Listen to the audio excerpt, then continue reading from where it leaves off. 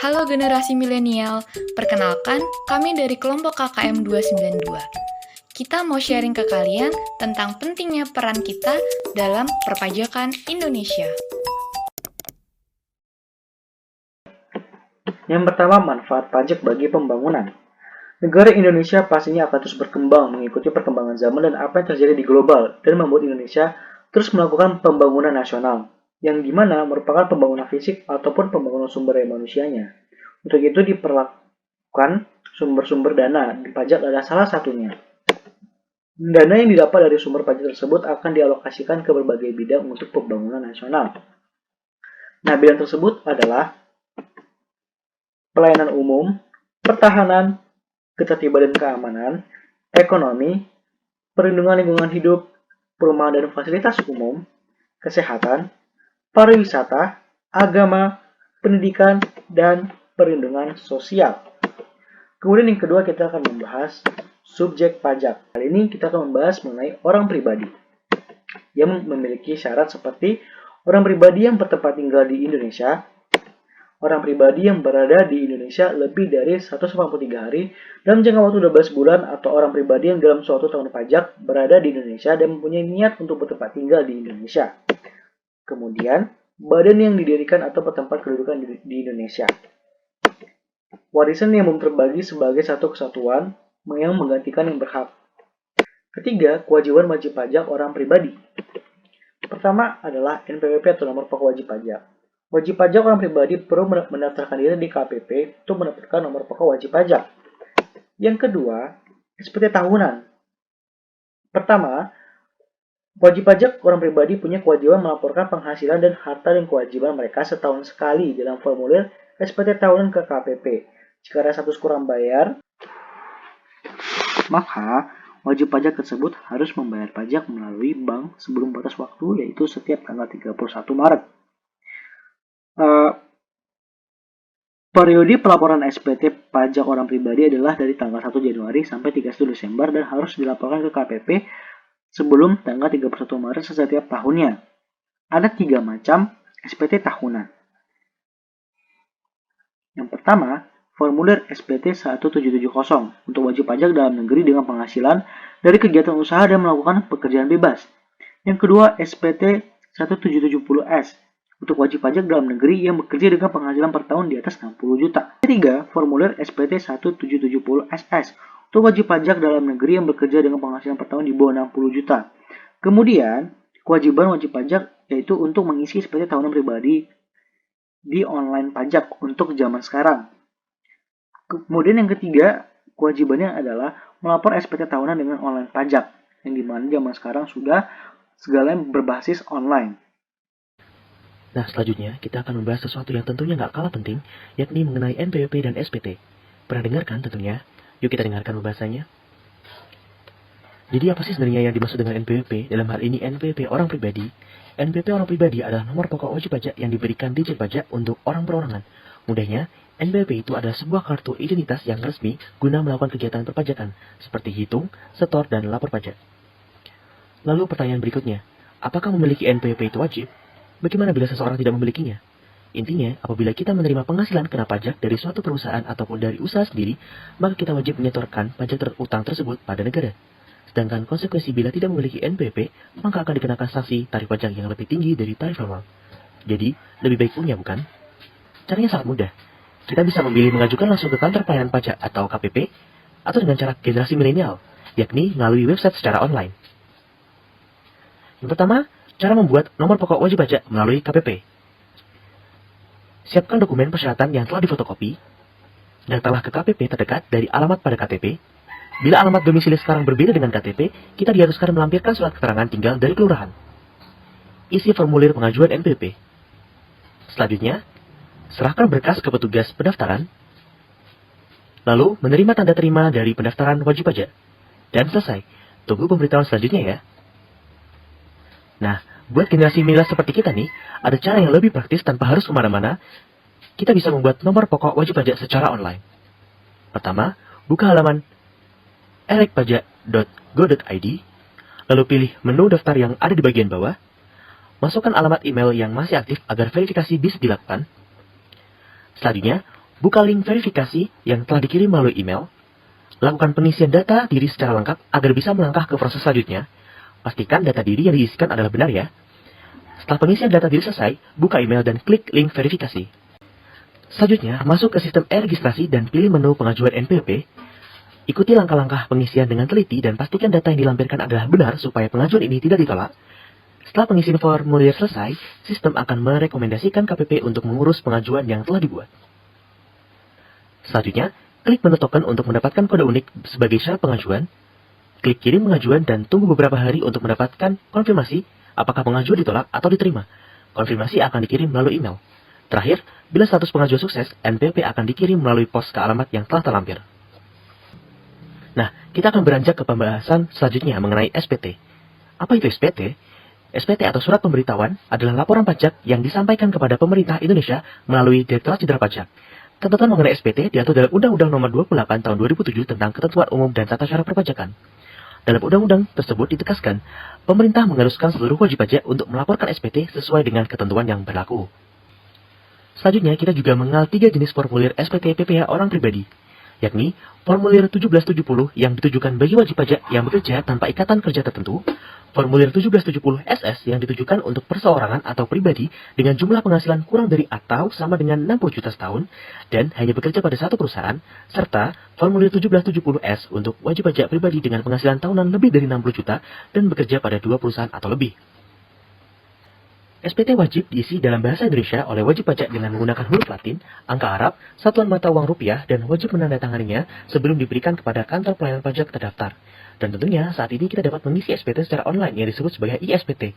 Melapor pajak pun sekarang dapat dilakukan tanpa harus pergi kemana-mana, yang perlu kita lakukan hanyalah mengakses jaringan internet. Oleh karena itu, ingat ya, sudah tidak ada lagi alasan untuk kita tidak memiliki NPWP dan tidak lapor SPT. Kewajiban subjek pajak belum berpenghasilan dan dengan penghasilan neto tidak melebihi PTKP. Penghasilan tidak kena pajak berdasarkan PMK 101 tahun 2016 sebagai berikut. Kewajiban yang pertama adalah mengajukan permohonan NPWP non-efektif. Selanjutnya, tidak berkewajiban menyampaikan SPT tahunan PPh orang pribadi. Ilustrasi pertama adalah Mawan, seorang pekerja dengan gaji 5 juta per bulan. PTKP yang pertama kita hitung adalah K1, yaitu 63 juta. Lalu kita menghitung penghasilan bruto setahun dengan dikurangkan dengan biaya jabatan, lalu ketemu penghasilan netonya. Karena di sini penghasilan netonya kurang dari PTKP, maka Mawan adalah contoh dari subjek pajak dengan penghasilan neto di bawah PTKP.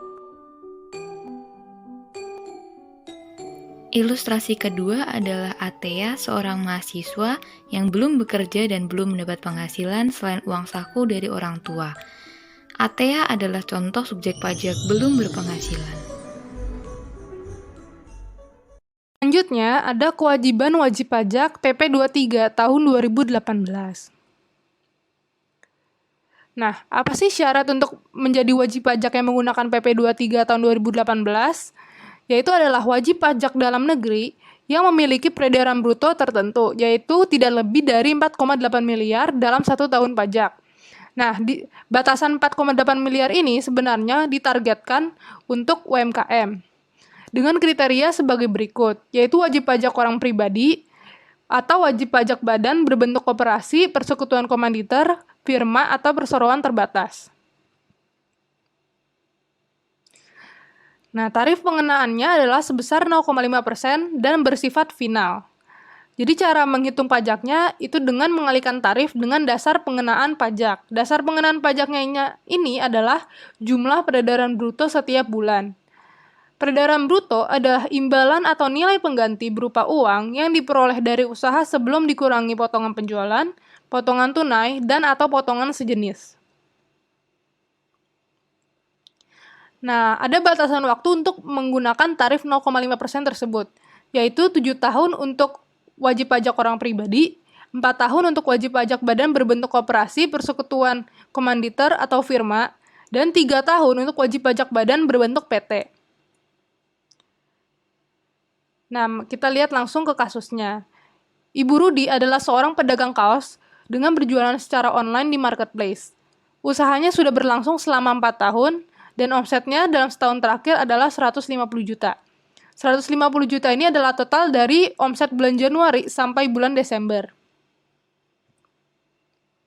Nah, bagaimana cara menghitung pajaknya? Yaitu dengan mengalihkan omset tiap bulan dikali dengan tarifnya, yaitu sebesar 0,5%. Jadi untuk bulan Januari 10 juta dikali 0,5%, yaitu 50.000. Untuk bulan Februari 10 juta dikali 0,5%, yaitu 50.000, dan seterusnya sampai bulan Desember. Dan jika kita total semuanya itu adalah 750.000. Jadi total pajak yang harus dibayar Bu Rudi selama setahun adalah 750.000. Tarif pemotongan pajak berdasarkan UU Perpajakan Pasal 17 Ayat 1. Lapisan penghasilan kena pajak 5% untuk penghasilan sampai dengan 50 juta, 15% untuk penghasilan di atas 50 juta sampai dengan 250 juta, 25% untuk penghasilan 250 juta sampai dengan 500 juta, dan untuk 30% di atas 500 juta. Penerapan tarif pasal 17 ayat 1 umum. 1. Tarif berdasarkan pasal 17 ayat 1 huruf A Undang-Undang Pajak Penghasilan diterapkan atas penghasilan kena pajak dari pegawai tetap, penerima pensiun berkala yang dibayarkan secara bulanan, pegawai tidak tetap atau tenaga kerja lepas yang dibayarkan secara bulanan. 2. Untuk perhitungan PPh pasal 21 yang harus dipotong setiap masa pajak kecuali masa pajak terakhir, tarif diterapkan atas perkiraan penghasilan yang akan diperoleh selama 1 tahun. Dengan ketentuan A, perkiraan atas penghasilan yang bersifat teratur adalah jumlah penghasilan teratur dalam 1 bulan dikalikan 12. B, dalam hal terdapat tambahan penghasilan yang bersifat tidak teratur, maka perkiraan penghasilan yang akan diperoleh selama 1 tahun adalah sebesar jumlah pada huruf A ditambah dengan jumlah penghasilan yang tidak teratur. 3. Jumlah PPh pasal 21 yang harus dipotong untuk setiap masa pajak. A. Atas penghasilan bersifat teratur adalah sebesar pajak penghasilan terutang atas jumlah penghasilan dibagi 12. B. Atas penghasilan bersifat tidak teratur adalah sebesar selisih antara pajak penghasilan yang terutang atas jumlah penghasilan dengan pajak penghasilan yang terutang atas jumlah penghasilan. Ilustrasi kasus. Untuk yang teratur, Bude memperoleh gaji sebesar 6 juta per bulan, belum menikah dan tidak punya tanggungan sehingga statusnya adalah TK0, PTKP sebesar 54 juta per tahun. Berapa PPh terutangnya? 6 juta dikali 12 bulan sama dengan 72 juta. Menghitung PKP, penghasilan setahun dikurangi PTKP sama dengan 72 juta dikurangi 54 juta, yaitu 18 juta. Gunakan tarif 5%, dikali 18 juta sama dengan 900.000 pajak terutang dalam setahun. Untuk tidak teratur, penghasilan bruto gaji tanpa lembur adalah sebesar 100 juta rupiah, PTKP-nya 54 juta rupiah, sehingga PKP adalah pengurangan bruto dikurangi PTKP, 100 juta dikurangi 54 juta sama dengan 46 juta. Gunakan tarif 5%, kali 46 juta sama dengan 2.300.000 per 12 adalah 141.666 per bulan. Berapa penghasilan bruto gaji ditambah lembur adalah 105 juta per tahun. PTKP sama dengan 54 juta, PKP-nya adalah 105 juta, dikurangi 54 juta sama dengan 51 juta. PPh terutangnya adalah gunakan lapisan 5% dan 15%. 5% dikali 50 juta sama dengan 2.500.000 dan 15% dikali 1 juta sama dengan 150.000. Total PPh terutang dalam setahun adalah 2.650.000. Bagi 12, artinya terutang sebesar Rp220.833 selama sebulan. Nah, selanjutnya kami akan menjelaskan mengenai kewajiban WP pengguna norma penghitungan penghasilan neto. Apa sih NPPN itu? NPPN adalah norma yang dapat digunakan oleh wajib pajak dalam penghitungan penghasilan neto dalam 1 tahun pajak sebagai dasar perhitungan PPh pasal 25 atau 29 terutang. Norma penghitungan ini bertujuan untuk menyederhanakan penghitungan untuk mencari penghasilan neto. Lalu apa saja sih syarat agar dapat menggunakan NPPN? Menurut Perdirjen nomor 17 tahun 2015, WPOP yang melakukan kegiatan usaha atau pekerjaan bebas dengan peredaran bruto dalam 1 tahunnya sebesar 4,8 miliar atau lebih, maka WP tersebut wajib menyelenggarakan pembukuan. Namun apabila omsetnya kurang dari 4,8 miliar, maka wajib melakukan pencatatan, kecuali WP tersebut memilih menyelenggarakan pembukuan. Nah, WPOP yang wajib menyelenggarakan pencatatan tadi, apabila menerima penghasilan yang tidak dikenai pajak penghasilan bersifat final, maka menghitung penghasilan netonya dengan menggunakan NPPN. Berikut adalah 3 hal penting yang perlu diketahui seputar NPPN. Yang pertama adalah kewajiban WP. WP wajib memberitahukan mengenai penggunaan NPPN kepada Direktur Jenderal Pajak paling lama 3 bulan sejak awal tahun pajak bersangkutan. Kemudian, apabila WP memiliki lebih dari 1 usaha, maka penghitungan penghasilan neto dilakukan pada masing-masing jenis usaha atau pekerjaan bebas dengan memperhatikan pengelompokan wilayah pengenaan norma.